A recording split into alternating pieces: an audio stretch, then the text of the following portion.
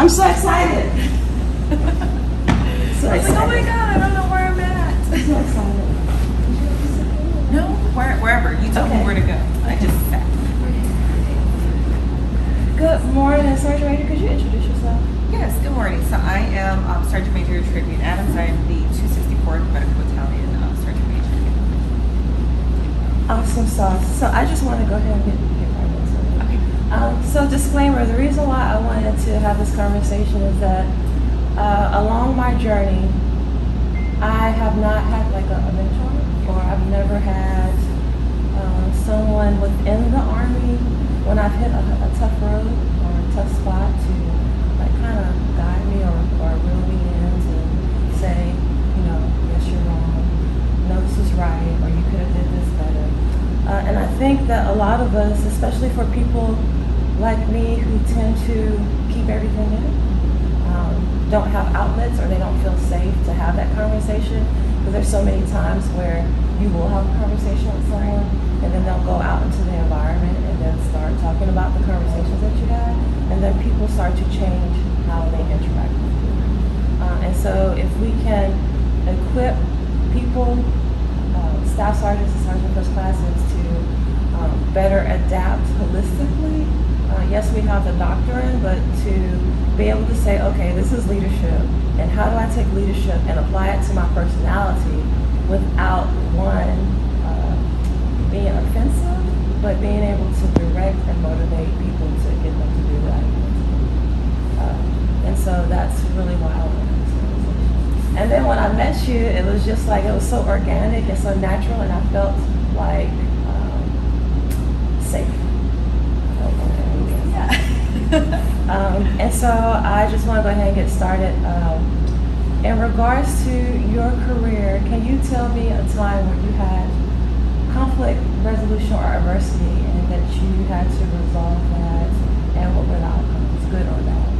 Yeah, so I think just over the course of my career, there's been so many opportunities that I can pull, especially for conflict resolution. Sometimes it was conflict between myself and somebody else. Sometimes it was just being that mediator in a situation where hard conversations had to happen, and either party or both parties just didn't feel How were you able to identify the hard conversation? So for me, hard conversations are, they stem from a professional need, right? There's something that needs to be said, whether it's talking about behaviors that maybe were not the best choices that were made, or actions that are not aligning with kind of how we're moving forward in an organization. And usually it's like a leader conversation, right? A counselor, like, hey, I need to tell this person that they're not meeting the mark, but I also don't, there maybe is some bad blood, and I don't want to create an environment where now they're not receiving the feedback, right? Was that a learned behavior or an observed behavior? So in terms of Being able to identify when you had to have that hard conversation. I think it's a little bit of both, right? So as a leader, when I've had NCOs, for example, that we're getting ready to write an NCOER, right? And we've done the counselings and we've done the mentorship along the way, and the outcomes. For sure. So the outcomes maybe in their performance, as I was writing it, probably wasn't going to be received very well. And I didn't want it to be hurtful. I wanted it to be a lesson learned, but we also had to document, right, the performances. We've had the conversations, we've done the counselings. And so now because nobody likes to hear, it's hard to look in the mirror, right? And it's hard to be that person to say, hey, look, I understand where you're trying to go, but you're not.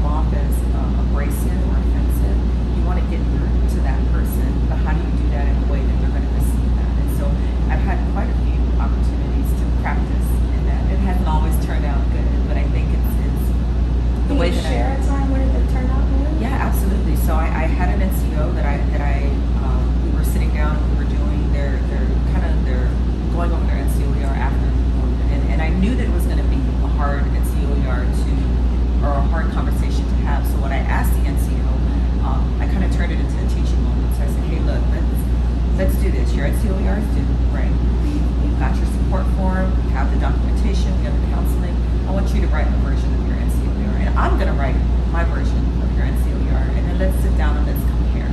And so what that allowed me to do was kind of see how they viewed themselves in their performance, and then I was able to then match that to how I view them in their performance, and kind of go after the conversation based off of each block. And this is what I saw, this is what you saw, this is what I saw.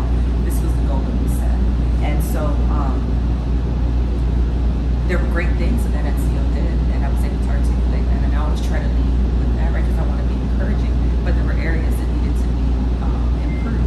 Not that they didn't meet the standard, but when you see met the standards, sometimes people take that very personally, and they feel that they might have exceeded or far exceeded the standard. And so there was a point in the conversation where the NCO actually broke down and started crying because they felt like this was going to end their career. And I had to explain to them that that's not the intent. Why it wasn't going to end their career and how we could rebound and move forward. And so it was difficult to see an individual break down in front of you crying when you were giving them honest feedback, but it's feedback that they needed to hear. They didn't receive it well in that moment, and probably for a long time thereafter, but I continue to have that communication, checking in with them, because they still work, and I was still rating them, at the end of the next period, we were still in the rating period. When they PCS, they came to me and they said they appreciated, that honesty, because for a long time they thought that they were meeting the mark. Do you think our environment sets us up for failure, meaning that everybody wants to have that top block, but there are people or leaders or your rater, your senior rater, that do not want to have that uncomfortable conversation, and then when you get to your NCLER, you're surprised because you were never counseled, you were never given those tough conversations, you thought everything was happy-go-lucky, you weren't handpinned, and then when you get to that moment, you're taken back.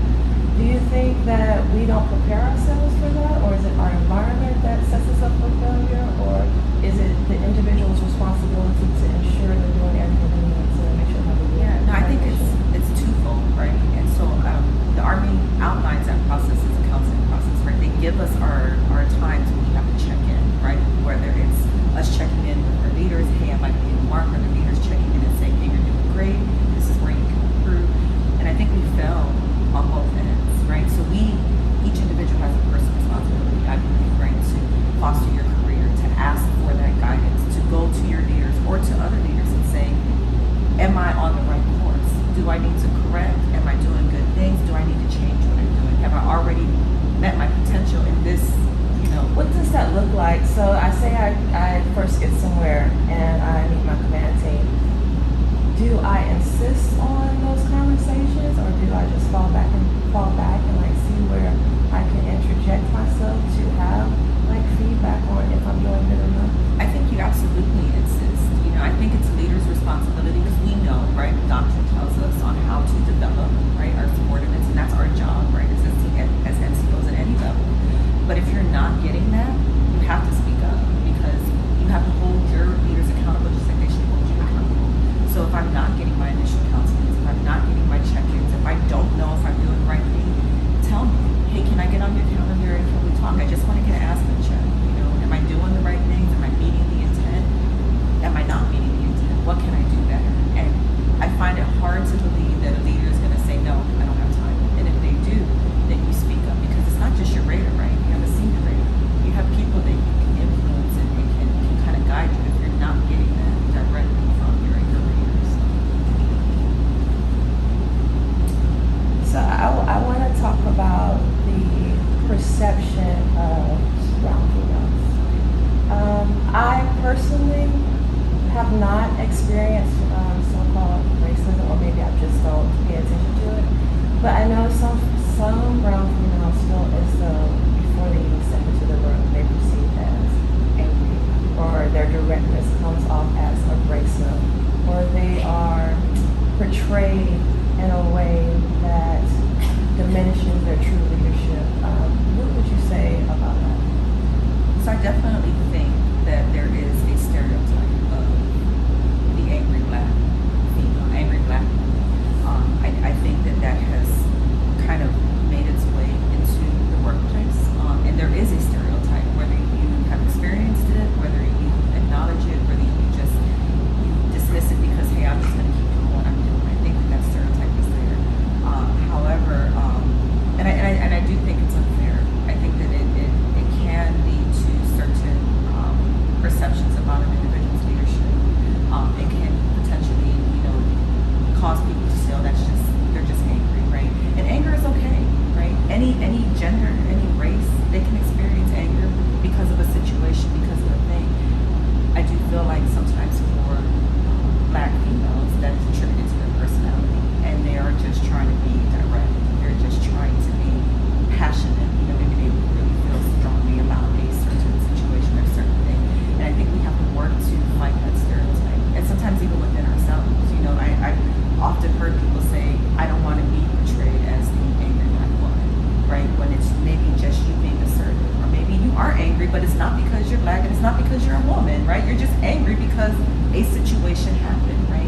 So I think we have to work to change the labeling of that, and understand where that comes from, and that just because you're assertive, just because you're diplomatic, just because you are passionate, doesn't mean you're angry. And when you are angry, but be angry appropriately, and take that away from gender or race. So When can, not anger, but when can assertive or directness, in your opinion, become on the borderline of disrespect?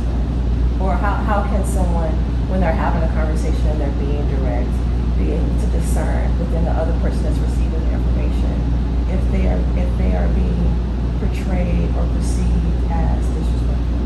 So I think you have to have that emotional intelligence in leadership. You have to take cues from whoever you're talking to, right? So if you are my superior and I am asked you, I would like to express myself, and then you say, go ahead. If I'm starting to see kind of that wall get built up where now I see that someone might be taking offense to what I'm saying, I think I have the responsibility to modulate the way I'm speaking and what I'm saying. Maybe, listen to my tone, listen to the words I'm saying, so that what I'm trying to portray is received appropriately, right? Because sometimes when you get filled with emotion, sometimes that emotion takes over, and you have to know when to reel that back and say, clearly I can see in your body language and your facial expressions, maybe in the way you're responding to me, that this is getting ready to go a certain direction, and you have to be able to stop in that moment, and that's hard, and bring it back and say, hey, look, let me calm down. I'm not expressing myself the way I want to, because at the end of the day, you want your opinion, or you want your thoughts to be heard, maybe understood. Maybe that person does or does not change and do kind of what you want them to do, but at least allow me to express myself. What does the mechanics look like? So if I was to come to you and say I want to work on how I communicate with people in my environment, what guidance would you give me, and what resources are there available for me to be able to work on my language skills and communication skills, so that I am heard, so that when I do have a conversation with someone, they are present with me? So definitely, I think self-awareness and knowing yourself, right? So maybe getting feedback from people that are going to give you honest feedback, right? So not from your friends or people who think like you, act like you, and are going to tell you, yeah, you're doing everything right. Like, get honest feedback from people who will tell you, hey, look, you do these things great, but sometimes when you speak this way, or sometimes when you say this is how you're perceived. People who are reading the room, and maybe you can't see it because your intent is to come off a certain way, and you think that that's how that's being received. Get that feedback, and then take a self-assessment and say, okay, if I know that when I speak or when I say something, people tend to think this automatically, then you start to do internal work on yourself. Purposefully, intentionally, you get ready to go into a conversation, saying, I'm not going to, like, if I know that I get really excited about what I want to say, so I tend to interrupt, I know that I'm going to wait until that natural pause, or until they ask me for feedback to speak, versus blah, I just want to get it out, right? If I know that that's offensive, then I want to communicate better. Or if I know that I tend to already have a thought in my head, I'm going to be more purpose to ask questions so that I can find out more before I give my opinion. So getting that feedback from others, and then just kind of working on yourself internally for what other people think you perceive in the past. What does that internal work look like? Is that reading books? Is that like going to Toastmasters? Is that going to the Army Community Center? Yeah, I think that looks different for everybody, right? And it's how you know that you best receive feedback, right? So if I'm a self-help person, and I know that there's books that I can read and I like to read, then maybe that work looks like that. Maybe it's talking to somebody, going to therapy and saying, hey, look, I know that I have these hang-ups or these issues, and I want to work on them. Can you give me tools to help me work on that? And if I know that there's classes that are designed to, be a better communicator, or to receive information better, and I know that I'm a person that likes to do group work and get that engagement from an instructor, then absolutely take a class. That work looks different for everybody. You got to know kind of how you best receive, that type of instruction. So what advice would you give to a young staff sergeant who just got their first platoon, and they're like kind of like overwhelmed with everything that they have to do?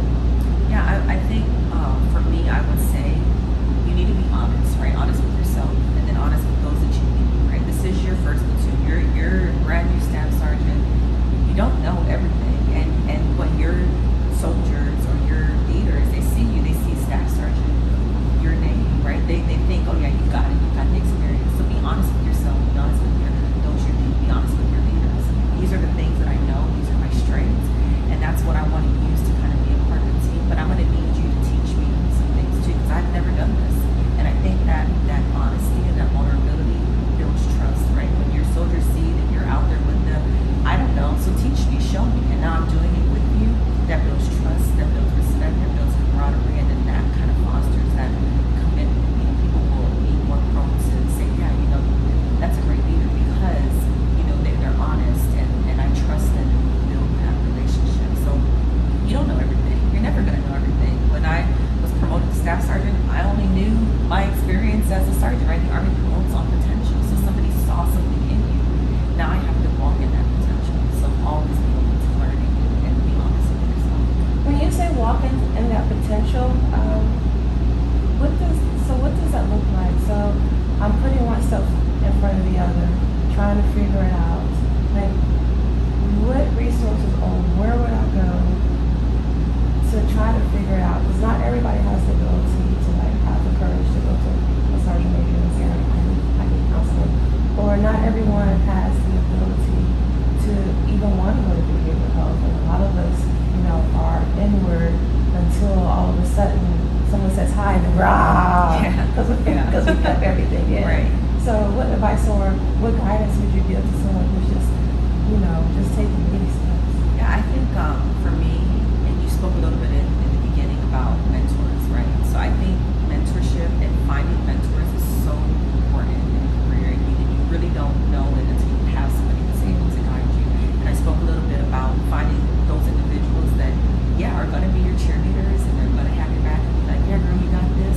And then you need to find people that are also going to be like, you're not being hard. You got to step it up. You got to improve this area or that area. So not just one mentor, multiple mentors. And a mentor can look like any version of what is going to pour into you, right, and feed you. So it doesn't have to be a sergeant major. It doesn't have to be your sergeant major. It doesn't have to be your first sergeant. It could be a peer mentor. It could be somebody from another, this was my sergeant major back when, or I've actually had a sergeant major who I never worked with, but I knew their reputation. And it took a lot of courage, but I reached out to them and I said, hey, this is how I know you. This is what I know your reputation to be. I really want to learn from you. Would you mind being one of my mentors? And they were like, yeah, absolutely. I don't know anybody who's ever said, no, I'm good.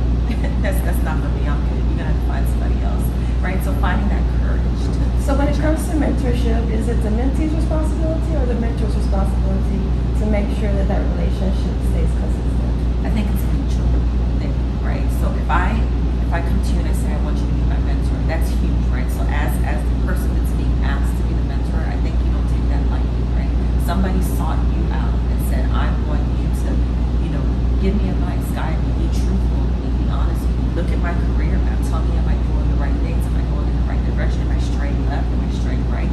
Tell me when I'm comfortable. Tell me when I need to get uncomfortable. But it's also, I think, the mentee's responsibility to engage in that relationship, right? It can't just be all give me. Like, have conversations, right? And sometimes that mentor might need you to pour into them a little bit, right? Because you're always learning as you develop and you walk through this journey. So if the mentor is always reaching out and the mentee's like, okay, thanks, and there's not that conversation, that relationship, that connection, that relationship is not going to be that strong. But if it's two-way, if it's reciprocated, then that's, I think, when you're going to get the most out of that relationship. So say I call you one day and I'm like, Sergeant Major, I really need a counseling session. I just cussed out all of my coworkers. I used a whole bunch of foul language, and now I'm to the point where every time I see someone, I just don't touch my face. What that conversation? So that's going to be one of those honest conversations, and it's not going to look like coddling. It's not going to look like first I'm going to ask you, are you okay? Like, what is going on? Especially if I know you and I know that's not your character, that's not your nature, and all of a sudden, you're here, you're at cussing everybody out, and you want to,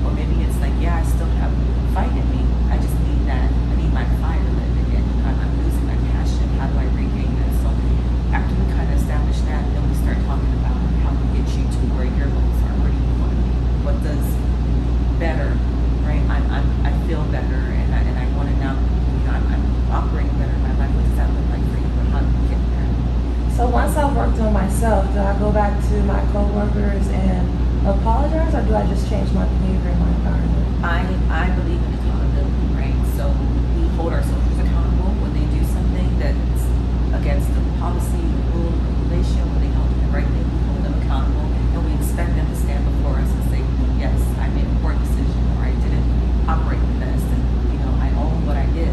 I think you have to be accountable. I think that's so important, because for your soldiers that just got cussed out, if you never come back and own what you did and said, hey, I didn't do the best. I wasn't the best version of myself that day, and then you just start being a better version of you, that trust, that respect, that's broken, right? And you have to somehow re-earn that. So if you break it, you gotta fix it. So you absolutely have to go back and be accountable. So how can we maintain our trust when we're having adversity or conflicts within our working life? So I think it's the approach, right? And it's how it goes back to the communication piece, right? So trust is built and earned over time, right? Through action, deed, and so as you are developing that trust, if something happens between you and a person, and you're able to go back and you're able to address it in that moment, and you don't let it fester, that's how you maintain, in my opinion, that trust, right? Because it's over time, every single day. It's little things, whether I'm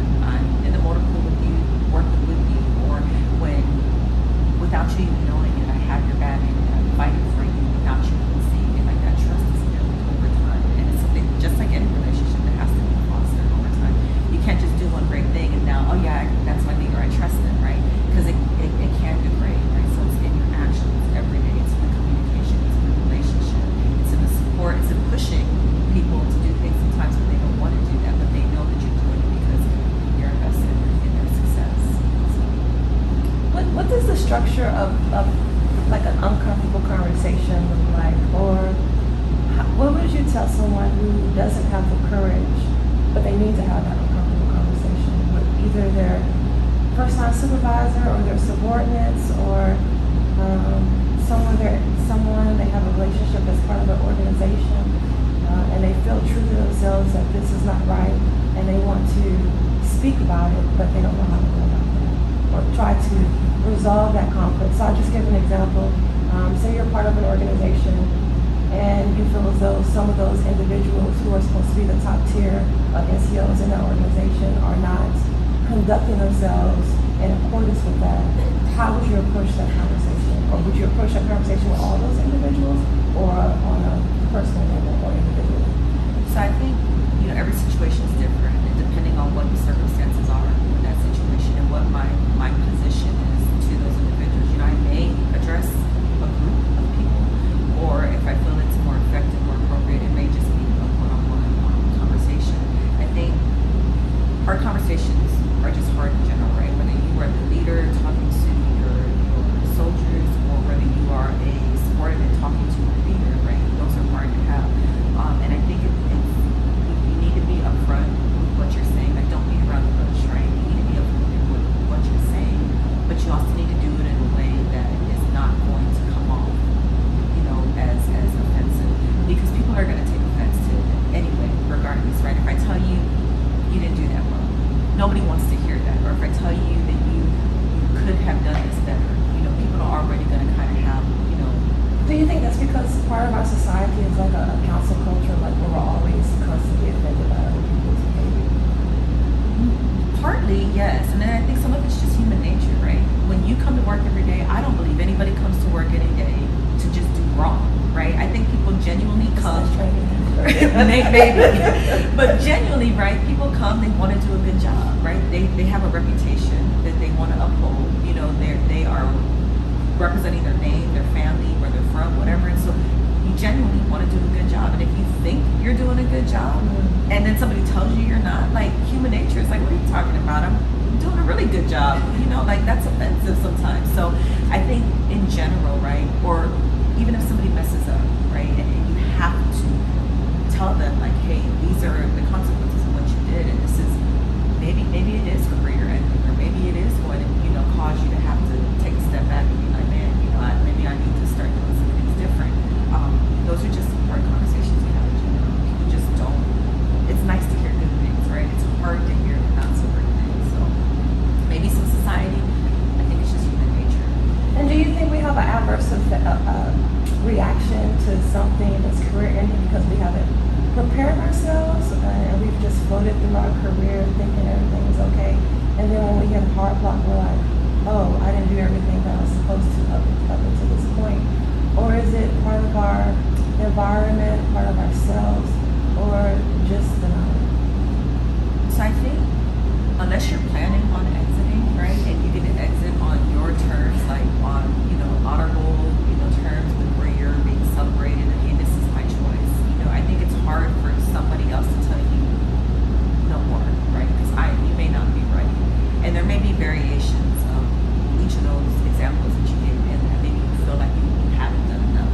Maybe whatever the case may be. But I think when you're now told this is what I think is high stakes, right? Like this is your career, this is what you're working towards. When that is now potentially going to end, if it's not on your terms, I think it's just in general, right, a hard pill to swallow. So yeah, I think there may be elements of that, but in general, if you're just not ready to go, then, and now you're saying you might have to go, there's a lot of anxiety that comes with that. So say one of your soldiers is having anxiety, but they don't want to go to VA alone. What guidance would you give them on some things that they can do personally to try to control that anxiety while they're at home? Yeah, so as much as the Army wants to destigmatize behavior health, right, I think there's still, even just internally, right, and especially as you grow in your positions, right, that you just don't want to see, okay, like you want to be able to have it all together in general. And behavioral health is not always the end-all be-all answer, right? There's a lot of confidential agencies that are out there that you can still reach out and get help for anxiety and say, and then we tell this to our soldiers all the time. We just have to remember as leaders that those same resources that we give to our soldiers are available to us, like we have that, like, military resource. So there are avenues where information is not going to be documented. It's not going to go into your medical record. Nobody's going to see that you're reaching out and getting this help, but you have enough courage to be honest with yourself and seek out that help if that's where you're at, and it's just behavioral health is not an option. Then maybe that's a segue into finding that comfortable place within yourself to say, okay, inflict help, my sessions are up. One source help, my sessions are up. Maybe now I'm more open to behavioral health therapy or whatever it is I need. Can you give some insight on your journey and where you are at this moment in time and how did you get there? So, it's funny because, when people ask me, like, how did you get there? I always tell people I feel like I was just in the wrong place at the right time, and there was a lot of leaders that I had, and I will have to attribute where I'm at today to those leaders because they pushed me to do things that I absolutely did not want to do, things that they knew that I needed to do in order to be successful, in order to obtain the next rank, or in order to win a award, or in order to get an award, or whatever, in order to be selected for a position. And if it were left up to me, I absolutely would have never progressed, right? Because fear, right? That's a real thing, fear of failure. And so I definitely attribute everything that I've kind of been through and the things that I've attained, nothing on me. It's on my leaders that pushed me and on the soldiers that motivated me. So I think you need those people again in your life. They're going to force you sometimes out of your comfort zone and force you to do things. And what's the worst that can happen? So do you think that fear of failure stops us when it comes to resolving the conflicts within our career and personal life? I think fear in general, yes. And it may not be failure. It may be that I don't know how to handle conflict well. I may just not be a person that deals with conflict, So when now I have to have this hard conversation, and now I feel like you are offended by me, and now our relationship change, our interactions change. It could be fear of that, but I think just fear in general. And you have to be able to, in order to overcome any fear, you just have to do it, right? But it's doing it. It's getting started. That's the hard part. What do you say about when people say Audie Murphy is just like a country club for non-commissioned officers? Are these people who are not Audie Murphy? I challenge them to actually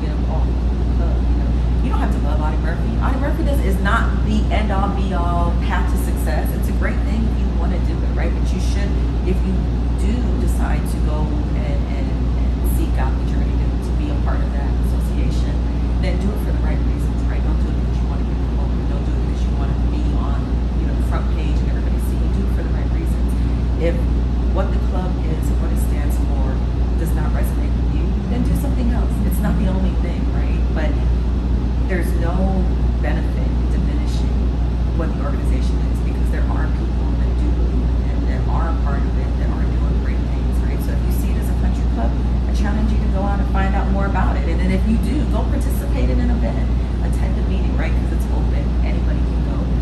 If it does then still translate to you as a country club, then don't go for it. Do something else. Yeah. Awesome. Awesome. So I have some conclusion questions that I would like to ask you.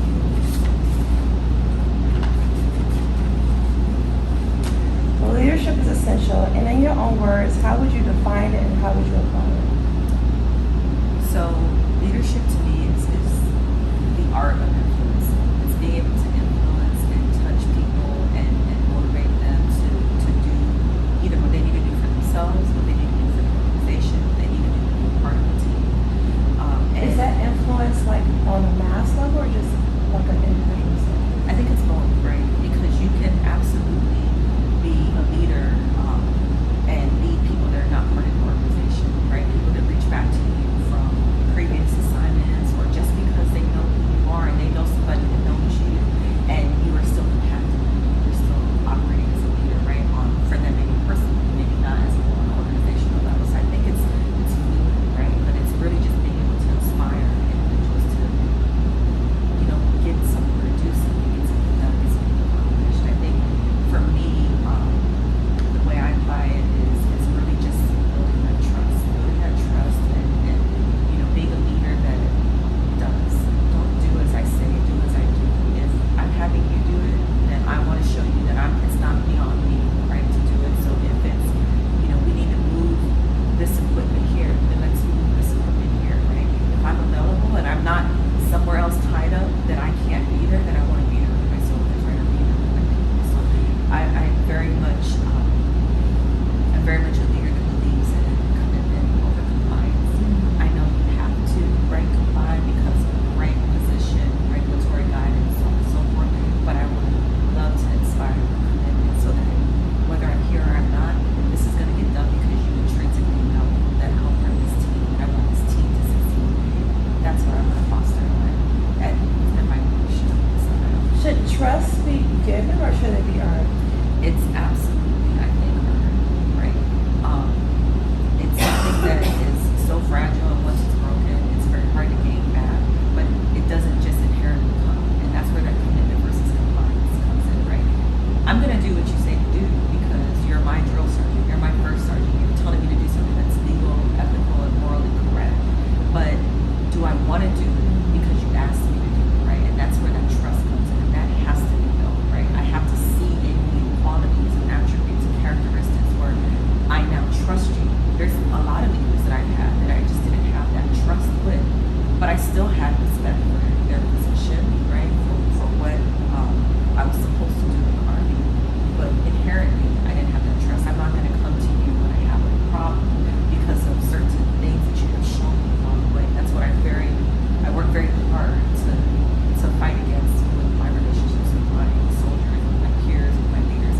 I want to foster that trust. I want to build that trust. So when you are looking for advice, or you're looking for an opinion, or you're looking for a sounding board, you know that you can come to me and not, feel like I'm going to shut you down, or I'm not going to see that I think that's important.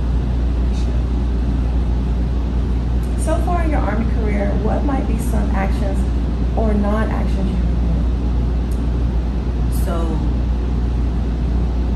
time is not forever, right? And there's a lot of things that I put off because, I do remember. Probably one of the biggest things is early in my career, I wanted to do the medical program and I wanted to switch over to be an officer. And life happened, I deployed and I deployed again, and then I had my first child, and then I had my second child, and then I was, let me do this first, let me do that first. And then time, it caught me. And there's a limit, like you can't just do that forever. So time and age caught me, and by the time I really decided, like, okay, I'm good, I'm ready, now let's go, it was too late. And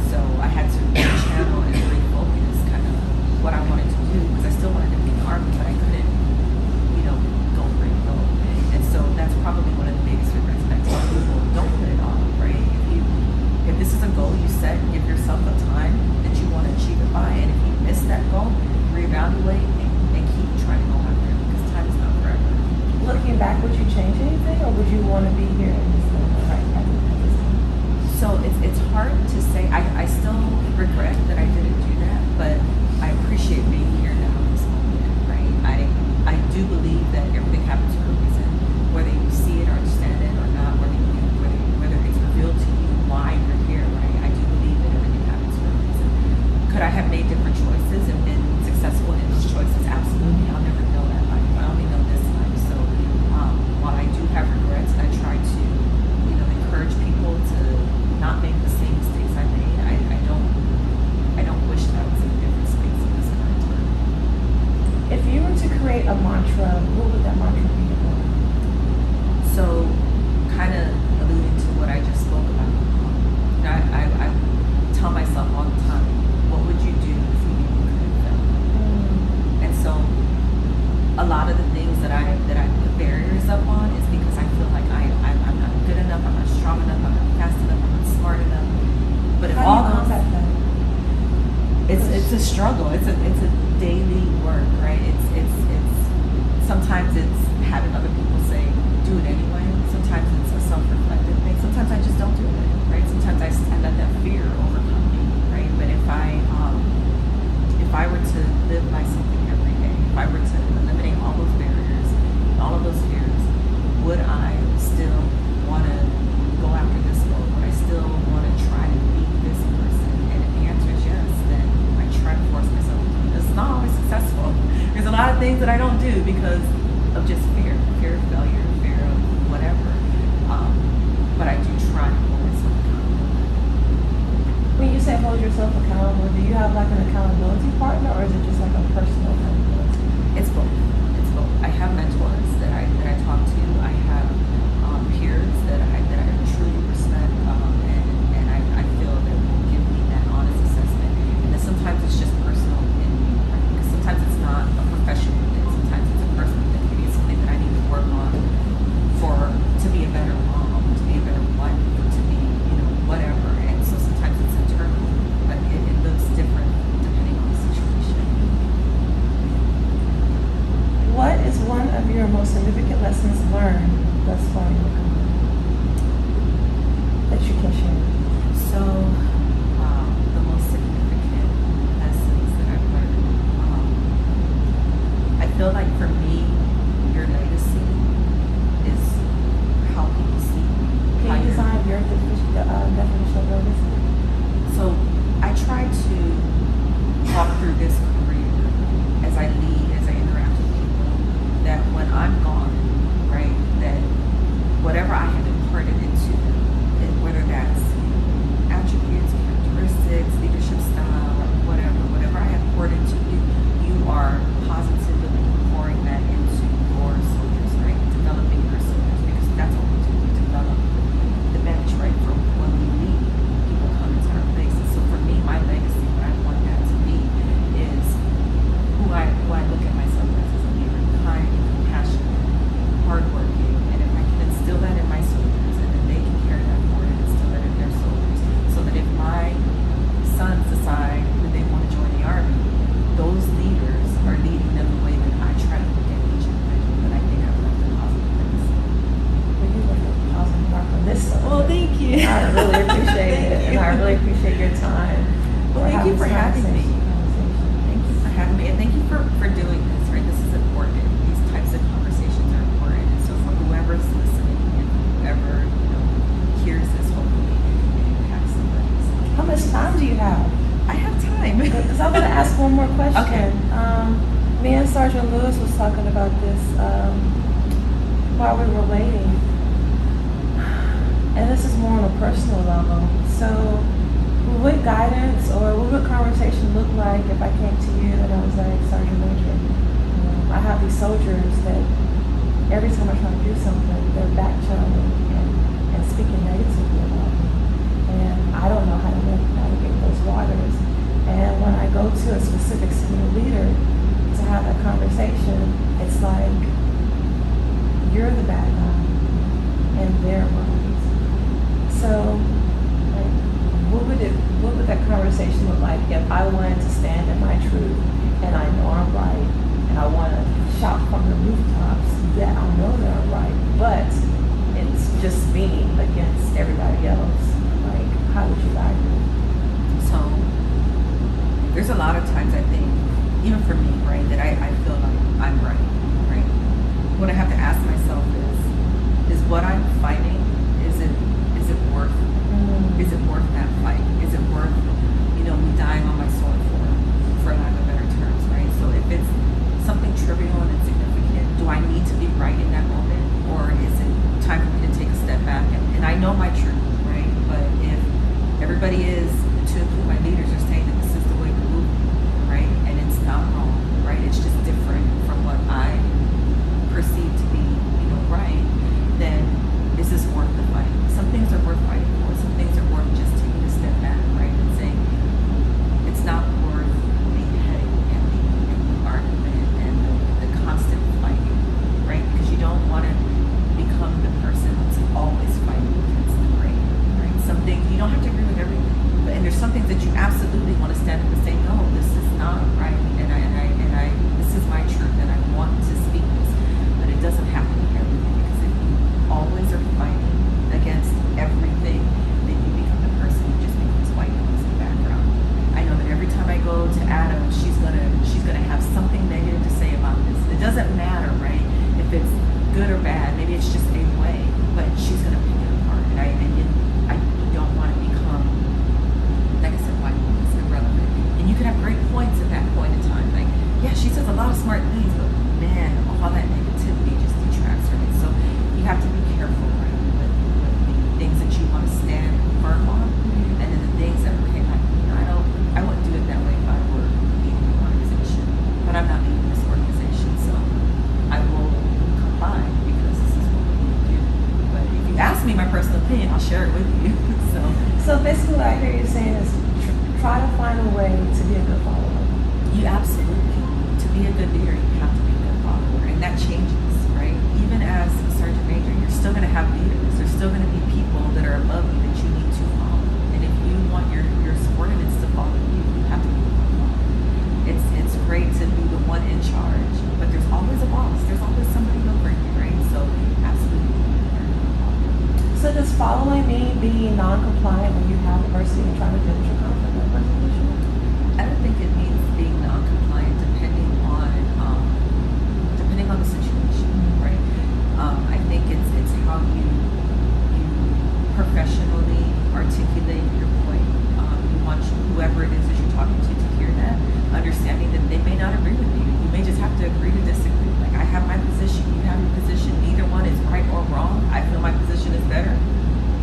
You trump my position, so okay, got it. But maybe it's just being able to articulate your point, and then that person says, understood, heard, acknowledged, and I will take into consideration, but I'm still going to do this. And it's just like, okay, well, thank you for listening to my point, right? So I don't think it's necessary to be non-compliant, more so than just finding a way to professionally articulate your stance. And then, if it's shut up in color, shut up in color. Because I get told shut up in color a lot, and I'm just like, okay, well, at least I said my piece, and I go do what we need to do to get the mission done, right?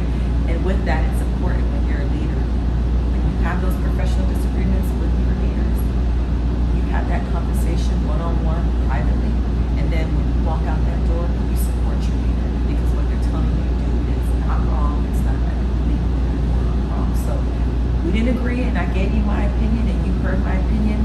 Now when I go out in front of my soldiers, we're going to do what we need to do, and you'll never know that I did it. That's important. Oh, that's a great way to end our conversation, because I think that's so important to support our leaders, regardless of what we feel like. Absolutely. Thank you so much. Absolutely. Thank you for having me. I appreciate it.